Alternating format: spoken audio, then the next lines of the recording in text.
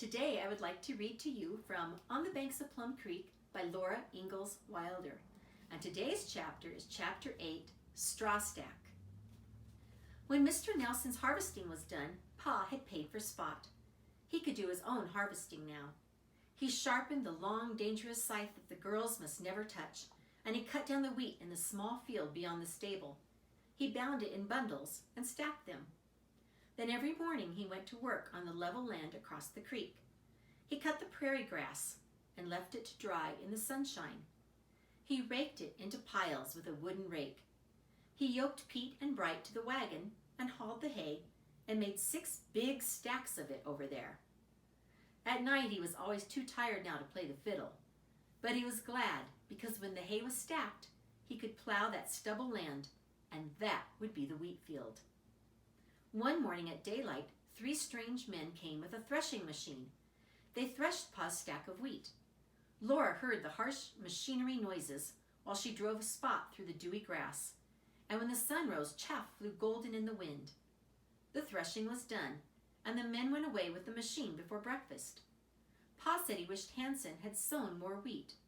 But there's enough to make us some flour, he said, and the straw, with what hay I've cut, will feed the stock through the winter. Next year, he said, we'll have a crop of wheat that will amount to something.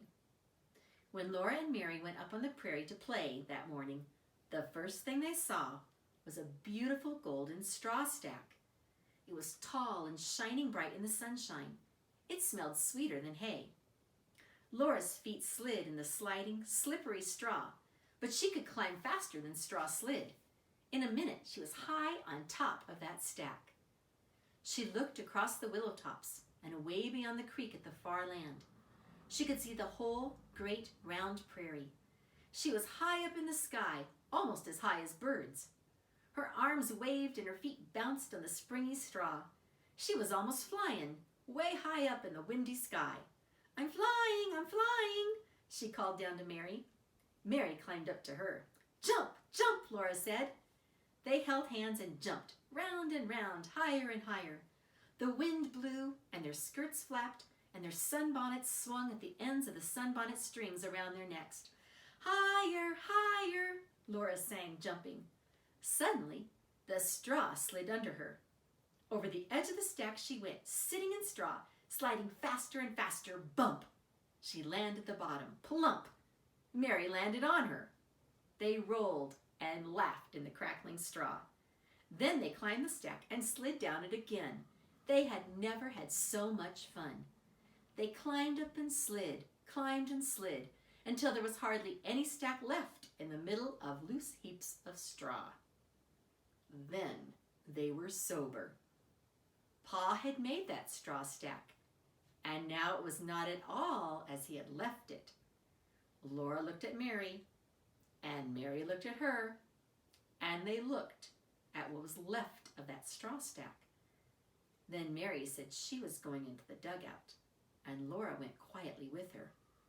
They were very good, helping Ma and playing nicely with Carrie, until Pa came to dinner. When he came in, he looked straight at Laura, and Laura looked at the floor. You girls mustn't slide down the straw stack anymore, Pa said. I had to stop and pitch up all that loose straw. We won't, Pa, Laura said earnestly. And Mary said, no, Pa, we won't. After dinner, Mary washed the dishes and Laura dried them. Then they put on their sunbonnets and went up the path to the prairie. The straw stack was golden bright in the sunshine. Laura, what are you doing? Said Mary. I'm not doing anything, said Laura. I'm not even hardly touching it. You come right away from there or I'll tell Ma, said Mary.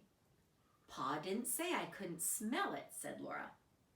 She stood close to the golden stack and sniffed long, deep sniffs. The straw was warmed by the sun. It smelled better than wheat kernels taste when you chew them. Laura burrowed her face in it, shutting her eyes and smelling deeper and deeper. Mmm, she said. Mary came and smelled it and said, mmm. Laura looked up the glistening, prickly golden stack. She had never seen the sky so blue as it was above that gold. She could not stay on the ground. She had to be high up in that blue sky.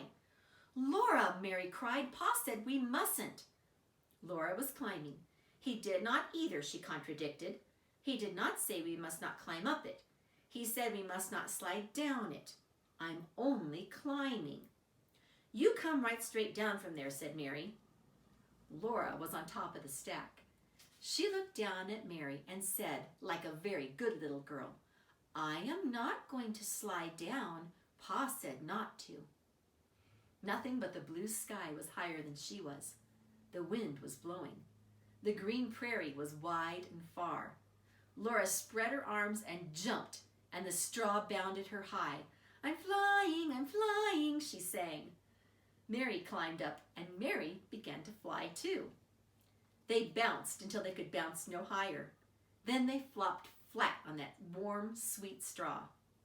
Bulges of straw rose up on both sides of Laura. She rolled onto a bulge, and it sank, but another rose up. She rolled on that bulge, and then she was rolling faster and faster. She could not stop. Laura, Mary screamed, Pa said. But Laura was rolling over, right down that straw stack she rolled and thumped in straw on the ground. She jumped up and climbed that straw stack again as fast as she could. She flopped and began to roll again. Come on, Mary, she shouted. Pa didn't say we can't roll. Mary stayed on top of the stack and argued. Well, I know Pa didn't say we can't roll, but... Well then, Laura rolled down again. Come on, she called up. It's lots of fun. Well, but I... said Mary. Then she came rolling down. It was great fun. It was more fun than sliding. They climbed and rolled and climbed and rolled, laughing harder all the time. More and more straw rolled down with them. They waded in it and rolled each other in it and climbed and rolled down again till there was hardly anything left to climb. Then they brushed every bit of straw off their dresses. They picked every bit out of their hair, and they went quietly into the dugout. When Pa came from the hayfield that night, Mary was busily setting the table for supper. Laura was behind the door, busy with the box of paper dolls. Laura, Pa said dreadfully, come here. Slowly, Laura went out from behind the door. Come here, said Pa, right over here by Mary. He sat down and he stood them before him, side by side. But it was Laura he looked at. He said sternly, You girls have been sliding down the straw stack again. No, Pa, said Laura. Mary, said Pa, did you slide down the straw stack? No, Pa, Mary said. Laura! Pa's voice was terrible. Tell me again, did you slide down the straw stack?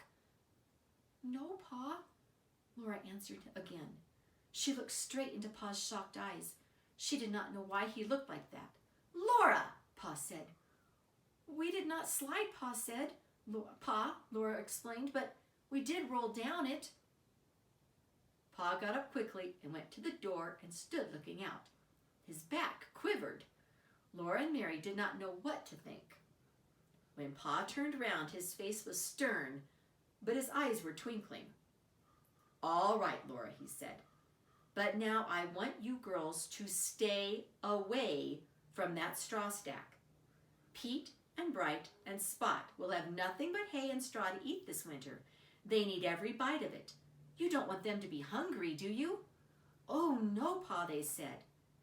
Well, if that straw's to be fit to feed them, it must stay stacked.